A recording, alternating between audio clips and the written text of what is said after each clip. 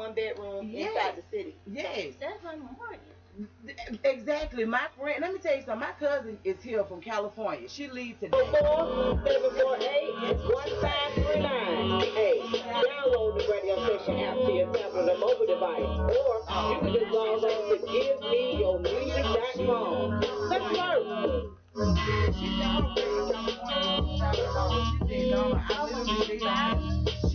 Rockin' with the Westside Misfits. Like, yeah. This Doshin out of 2000, and y'all rocking with the Westside Misfits, baby. Now.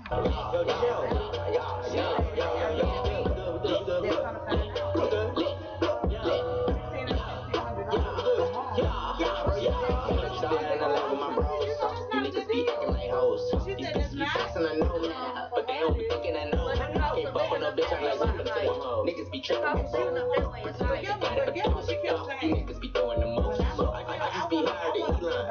You just be low as a peon. Can't be with you niggas, you big guns. What the hell? I don't look at reality TV. She gets me hit so I scream. I'm at the top of the beam. I still on the block like a beam. Cats wanna be big like a meanie. I got the stripes like a Vita.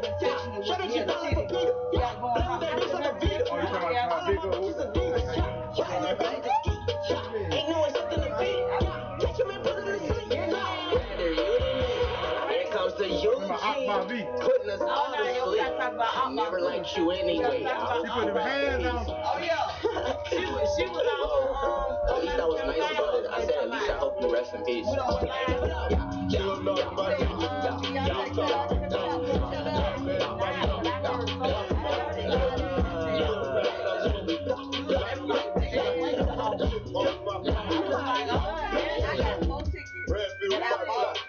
What the fuck you think? Yeah, somebody already hit me today talking about how much them tickets. I'm like, wait. Exactly. Hold out. Right. Like literally. Yeah. Calling my name. Y'all can carry on for me. Gold bottom, black bottom. Papa Berry homecoming. You sleeping, keep sleeping.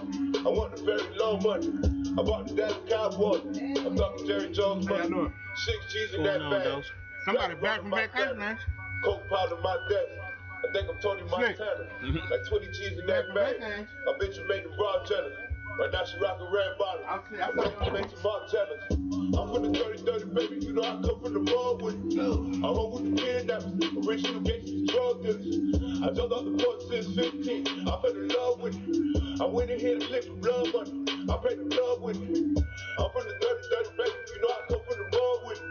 I hold with the kidnappers, original gangsters, drug dealers. I jumped off the porch since 15. I fell in love with it. I went in here to lick the blood money. I paid the blood with it. I'm from the 30-30, baby. You know I come from the mall with it. I love with the kidnappers, original gangsters, drug dealers. I jumped off the porch since 15. I fell in love with it. I went in here to lick the blood money. I paid the blood with it. She's so handsome with your kids there. Knock your grandma out the wheelchair. Oh yeah, we gotta talk about Nick. I'm a bitch running real her. I don't get no fuck if you don't live there. No. This your family, I know you love me, I know you care. No. I bitch won't go against the gang, I double dirt. No. When I hit up on the back, I put a hurt. Gang. If you ain't a gangster, nigga, you need to hush. My mama dropped me on my head when I was born. I can't be trusted, I'm so crooked, I'm so dumb. I don't put my trust up in these bitches cause they gone. Name on you, nigga, I just burnt her head. Wake your mama while she sleep, nigga. Put in holes in her sheet, nigga. I'm so sexy, I'm so chocolate, I'm so gang. I'ma kill you if you talking. Fuck nigga, gang. She's so happy while your kids done. Bring your grandma out the wheelchair. I'm a bitch running real her. I don't give no fuck if we don't live her. Yeah, we gon' pipe up on the beach. We gon' pipe up on the beach. We gon' pipe up on the beach.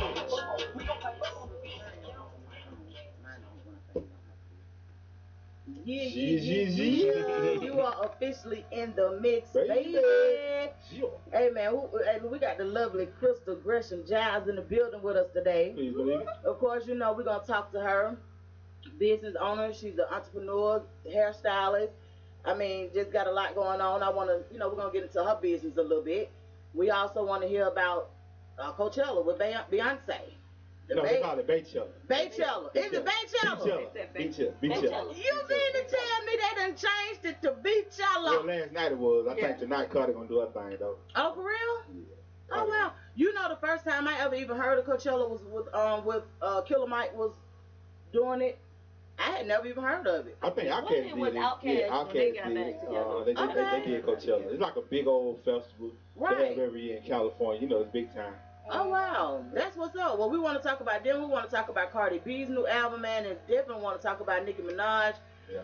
And why? Poor Nicki. Yeah, like why does it always have to be competition? Like between women, men can do this thing It's okay all to be day long. Man, first of all, hip hop is a competitive sport. It is. And it's all right to be competitive, but you can't put a situation and make everything beef. Yeah, I guess that's what I'm saying. Like they allow men to compete without beef. You know what I'm saying? So all the time, yeah. but they don't do that for ladies, and it's just it's just kind of different, man. We got a lot of stuff to hit on today. Of course, you guys know you have us in the mix for 2 hours. We got DJ Lab on the ones and twos. DJ Lab, how you doing? Oh. I'm good. I'm good. He forgot he was him. I forgot. Yeah, I'm sorry. I was in another word. I'm good. And we happen to have Slick back. You know, Slick took on vacation last week. Yeah, man. Slick been on vacation now about 2 weeks. I don't know what's going on. Every time I pop on shit on the beach and shit, I'm like, whoa. Well, wait a minute, though. Look, check this out. When I came in today, told her where I was going to sit, she was like, oh, okay. I was like, because does not have been sitting over there. And she was like, oh, I ain't been here. I was like, oh, yeah. Yeah, you been on vacation. I forgot. I'm the only one ain't really took a vacation. That's all right, though. I'm going to take me a vacation. Say it's coming. I'm taking me a vacation. As soon as I get me a bag. Look, that's going to be the hard part. I'm trying to tell you, I'm going to go by myself and call it a vacation. Do like everybody else be flexing, be showing men feet and shit. Don't show the face, just be taking pictures, looking at I can't do that. I have a problem. Look, she said she did. You did that? What? We did. Loud. You did that too. What I do? Loud. You don't know what I'm talking about. What I do? I'm sorry. What happened? Took a vacation and was showing the lady feet and not showing her face. And Yeah. Really? Yeah. Why? Because then that let people start talking like, who is that? Oh. Who are you with? I guess because I don't care if nobody talk like that. I want to. So you gotta put them in. You gotta make them wonder. Oh, man, that'll kill my social media. I do some shit like that. I want to put his whole face on there. That would really kill your social media. right. How didn't they get it? How So you be surprised how many people followers to shoot they shot, right? Who is this nigga? Who is this brother? Okay. No, Well, she got somebody. I'm followed. Right. Let me tell you something. It happens all the time, but it's so funny with social media because I have for the past couple of weeks or whatever. I love to see the vacation pics. I love to see people embracing one another, embracing themselves. Like it makes me feel good to see that people are actually traveling, going out of town. Atlanta has become where everybody want to come to. Like that's just what it is. And when you're from Atlanta, you just like, what's the big we closed. Right, we closed. I want to go somewhere else. So to see a lot of the natives, actually going out, embracing other places, it makes me feel really, really good. So shout out to y'all, especially you, Slick. Yeah. Where you going next? You want to invite us? Huh? You know I dip in a minute. Exactly. I like seeing a lot of us going out the country. Exactly. Yes. Far. Mm-hmm. It could be like that if some of us would get passports. Huh? Yeah. Are we talking about me again? You don't want a passport, Loud? I'm just procrastinating on it. Oh, It's not okay. done So, yet. Go on again so you be Okay. ready. Yeah. So I just haven't- that'll be something. But that's a goal for us. Yeah. What you say yours work? Mine work too. I just ain't used it enough. What? I want to put some more stamps on it. Right, yeah, because but it was so funny though, when we were younger, when my kids were much younger, now they're at an age where I can actually travel and be okay with it. But when we were younger, I used to be like, man, I wish I could go with Eric and Giles. They go everywhere. Where y'all going? Everywhere. we ain't been. Yeah, like they used to go everywhere, but my kids were much younger, and I've always been one of the people that never really wanted my mom to be responsible for them unless she wanted to. Right. You know, Right. so it's just like no. Mm-hmm. So Crystal, how old is your son? Oh, he will be 19 on May 9th. Oh my goodness, Yes. yes. I have 2 stepkids. One is at Morehouse, and he's 21, and one lives in North Georgia. She is 14. Okay, cool. So okay, so you still get a chance to embrace those younger years. So yeah, that's good. But that's it. That's it. No more ever. Really? Yeah. Well, okay. That's crazy. You know, I have to ask you, what made you stop at 1? I said 1 at 23 when I was in labor with him. Really? I wasn't that girl that wanted the whole marriage and a whole bunch of kids. That wasn't me. Although I was, very feminine, I was a tomboy. Like, well, you know that from being in elementary school. Like, I used to, that just wasn't me. So never having a whole bunch of kids was ever my desire. Okay, so when I had my first one, I was just like, how did this happen? Right. Well, this is it. Right. This is my contribution to America. Right. Like, why me? Right. And I totally get that because I have several friends that stopped at 1. I don't know. I had 3 kids in 2 years. I was like, what the hell? I was totally disturbed. I was like, 3 kids, 2 years. Yeah, I panicked. Yeah. And when I look back at it, I could see how my relationship with their father didn't last because I panicked. Right. Like I was just like, okay, what in the hell? But having twins was a little bit different. Yeah, it was crazy. Like I found out about them like I was like 5 months pregnant. It was that crazy. I was pregnant with them and didn't even know it, and I kept trying to see what was going on, and finally their father was like, something is definitely not right. He was pregnant. I wasn't. He was he had all of the symptoms. He was like, I'm really sick. He was like, and I'm not being funny, but I ain't really dealing with nobody. Something ain't right. And I went to the doctor. I went to the doctor on his off day. And they had to do an actual blood test, and they found out that I was actually pregnant with twins. Wow. Mm-hmm. Right now? Right then and now. I was like, huh? I said, you sure? And the doctor said, yeah, we got to do an ultrasound. They found out it was actually twins. And my Aunt Paula is actually a nurse. And every day before they went home, they came by my house to see us. Mm-hmm. At that time, you're appreciative of stuff like that, but I didn't know that she was making sure that we were still on the same course. That you didn't have them in the closet. Yeah, and after like 2 years, she was like, yeah, she was like, I just knew how big postpartum was because she worked in that industry. Like she was with pediatrics, like maybe 15, 20 years of her whole entire career. Yeah. So I was like, then you really? had like 3 babies all at one time. Yeah. One, but like what, 1? Yeah, Adonis was 1, and the twins were just being born. So yeah, it was a lot. But my aunts, man, they came through, and that's why I totally understand the one child thing. Like but when I'm telling people about having kids, I'm like, look, you can look at mine, but my family was huge, and the support. I had him at 23, but I still enjoy my 20s. Mm-hmm. I can talk about 112 and the rest of the clubs like everybody else. Right. But then I realized when my cousin, he had 1, and my aunt used to kind of keep both of them. But when he had 2, she just kind of shied away from keeping his 2 and kept keeping my 1. And I was like, honey, people will keep 1 before they keep 2. And I'm like, okay, I'm 1 seems like cool, but 2 seems like a job. Like, that's too much work. It's too much work. It's really because see, like now I talked about this on Facebook the other day, how things are just so much different with parenting now. I don't know if a lot of the parents are preoccupied. I don't know what the situation is, but I went to the mall. This was the other night before I even put up this post. I went to the mall. First, I turned into the parking lot, and it's a little boy he looks like 3 or 4. He is literally running, and his mom is on the phone, and he's just doing. And I'm just like, I said, baby, catch him, and it was really instinct. Right. Mm-hmm. I was like, baby, catch him. I said, grab his hand or something, because he in the parking lot, The mall is really about the clothes. And time he get hit, she gonna have a right. Like, and she was like, honey, he all right. This was she hollered back at me. So I said, I totally get that. I said, but I'm not being funny. I said, you need to grab his hand because you can't trust him to not run in front of these cars, and they are moving fast. Exactly. She on the phone.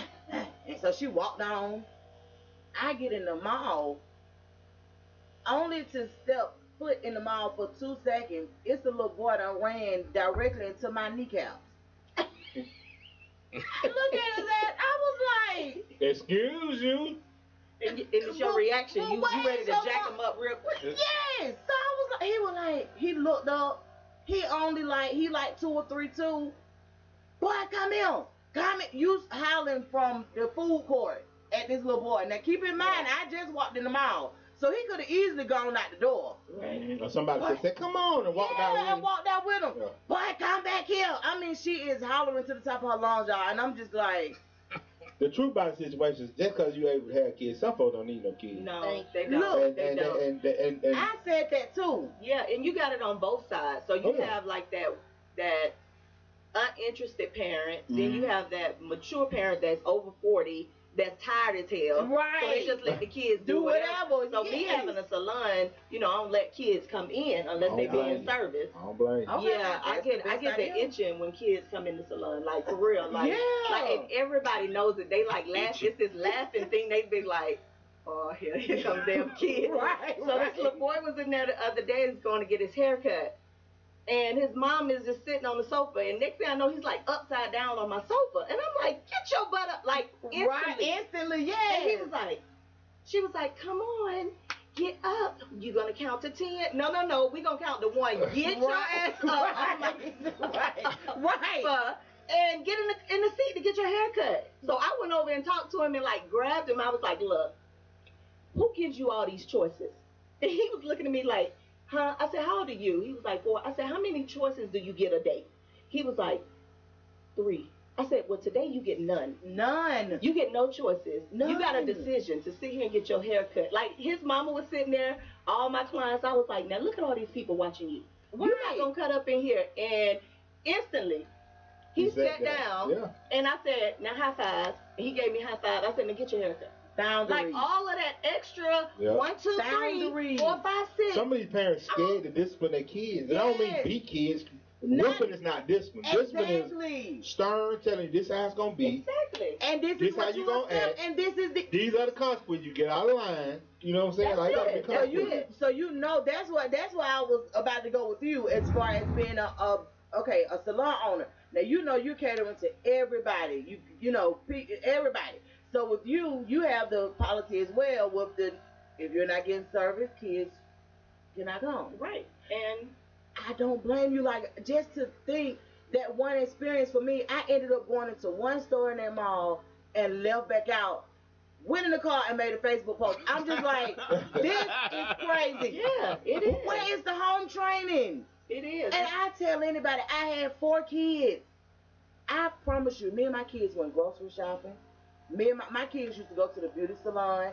We did a lot of stuff together. You learned Jane child. My mama had rules and shit. Before we go anywhere, she said, this is the rule. When you go in here, don't ask for shit. Exactly. Don't touch shit. If anybody offer you something, you better say no. Exactly. So we knew the rules. We go in there, we knew the damn rules. Yeah, you made a point. With my son, I've been grocery shopping, and he want to cut a donkey. We leave the whole grocery cart in the store. Just because it's cameras nowadays, and we're going to make a run for the car. Right, for real. You know, because I'm not getting ready to do this with you, LeBron. Right. So, we got to go home? Come on, I'll leave it right here. Ma'am, I'll be right back.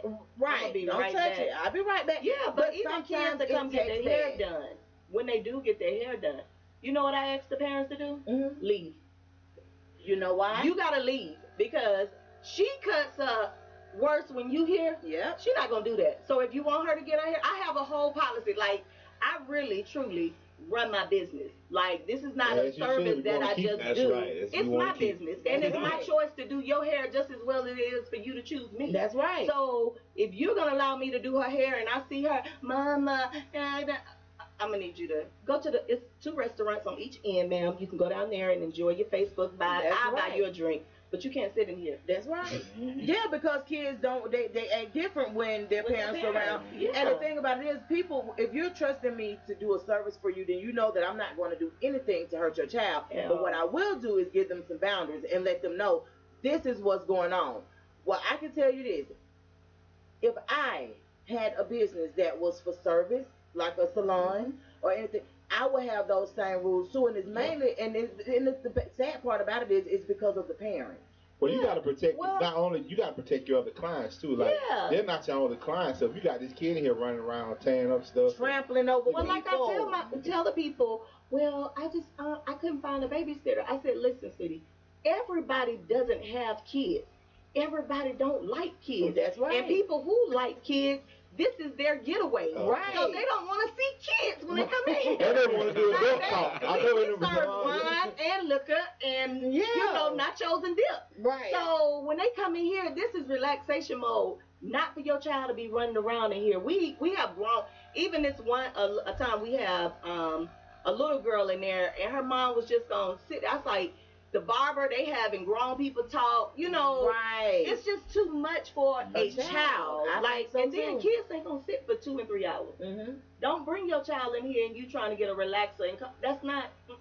Yeah, it's going. Kids don't sit that long. So you know, I make rules and I let the kids come on certain day. I have a barber on Saturdays, so I don't really let a lot of kids come on Saturday. Because the conversation is really good. Right. It's really deep because it's a diverse conversation. And they just go, you know, sometimes they take it there and it's not a place for kids to be in there. Right. And sometimes it's not even on purpose. It's like something happens and it's like, now we're talking.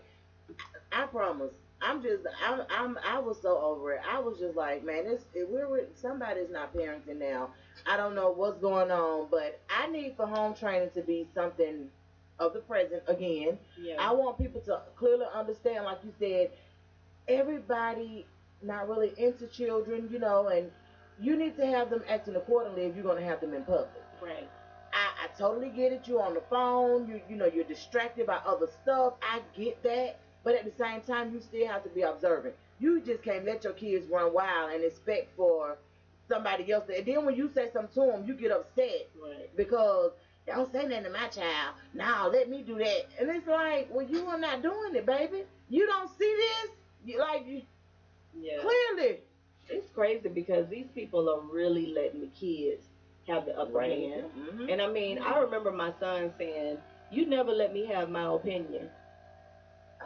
I was like, I don't really need it. Right. No, seriously. I don't really need it. He was like, what do you mean? I said, I understand, Cam, when you go to class that, you know, they have those classes where y'all need to express yourself. I said, but that's at school. Right. At home, you haven't paid a bill. Right. This is dictatorship. This ain't no democracy in the house. I was one of those parents. I made my son. I tell you, I made him sleep in the garage with the car. Yeah. When he would cut up in school, I wouldn't have to beat him. Like one day he threw some paper at a teacher and a substitute, and they called me, and I went up to the school. So she was like, "Well, you're not gonna be able to spank him here." I was like, "Oh, I'm not gonna spank him." I made him run all the way from West Manor past Young, like we live down Lyndhurst. Right. Oh, okay. Down, like with his book bag on his back, it's just running. So this lady pulls up and she's like, must be on the PTA or something at the school, and she was like, "Little boy, come here." And I said, "Ma'am, he's okay." And she was like, "Well, what are you doing?" I was like, "I'm disciplining him." Literally, a police officer pulls up. Oh. And he said, "Ma'am, is there a problem?" I said, "No." I said, "Sir, he just threw paper at a teacher in her face, and I don't want to put my hands on him. So I'm going to let him run it off, and I'm going to ride it off. Right. And when we get home, it won't be no problem." He said, "Mama, go ahead." Like, no, you have to be creative. You have to understand, Like, I used to make him stand in the corner and hold books. Mm-hmm. That was military. You know, I went to the military. Yeah. I was in military for 9 years. You got that from Kaya Hike. I bought all this. I told him some of the damn dictionary of time. It got to be a better way. I'm walking up down the house. Oh, my land. People don't understand that discipline. Let me tell you something. Because let me tell you something about beating. Now, you can whoop a child, and they'll remember that, but it's nothing like causing them this comfort. Because at this point, if they're doing, if everybody get a whooping, get a whooping, and it's over with. No, we gonna. I used to rather get the whipping than the punishment. I only get it over with. Exactly, but that's. I can do without the talk before the whipping. I can do without all that. No, that's why we had parents have to get creative, and like you said, get them dictionaries. Go on and walk it out. Go over there to that corner. Like you gonna remember that, and you gonna be like, you know what? I don't think I'm gonna do that no more. My arms hurt. Yeah. Or take some of this stuff away. While we talk about Kai Heights, I gotta thank you, Crystal. This is what I gotta thank. Oh Lord. Don't do not. Oh Jesus. They gonna swear I named my child after them. Oh, for real? Oh, no, okay. Let me tell you something. When I found out your son's name was Cameron, oh, that's what I heard you say. Yes, I immediately thought about us. I was like, let me tell y'all this crazy story. Okay, I know you was gonna get on there, but how I got my son's name.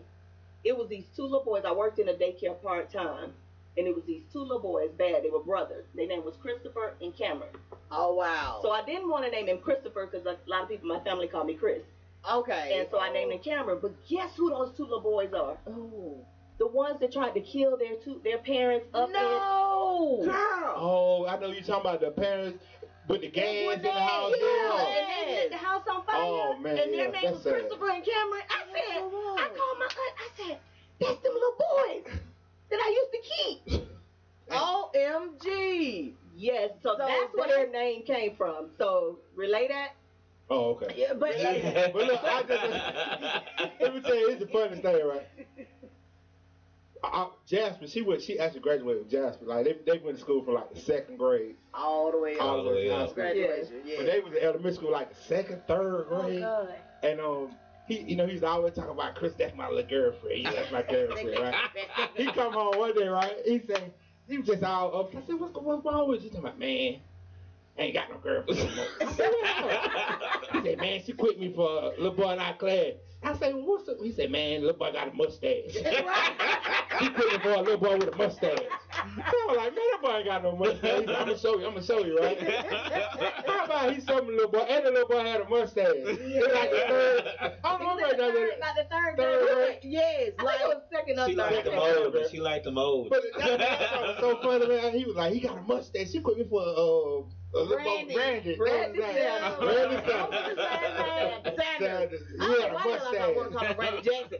But I remember that we were talking about that before you came, Eric, because it's just so ironic how you remember certain stuff. That was so funny. From your childhood. And that was one of the things, man, it used to be so every day Jasper would come home, it would be Crystal Gresham, Kimberly, Kim Epperson, and Jasper Kaya. He's talking about that. Jasper Kaya. Rest in peace. Yes. And it was, and Amisha Wiley. Yeah. He would always, for some, like with Jasper, he's always been kind of quiet.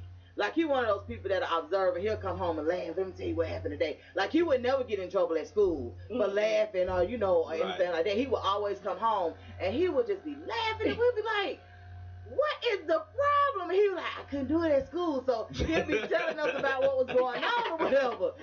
And so I used to be like, Jasper, like still to this day, like if he see them, oh my God, he gonna bring up memories. Crystal, you remember you broke up with me and Jasper, for real. I'm like, he probably just not getting a girlfriend for 30 years ago.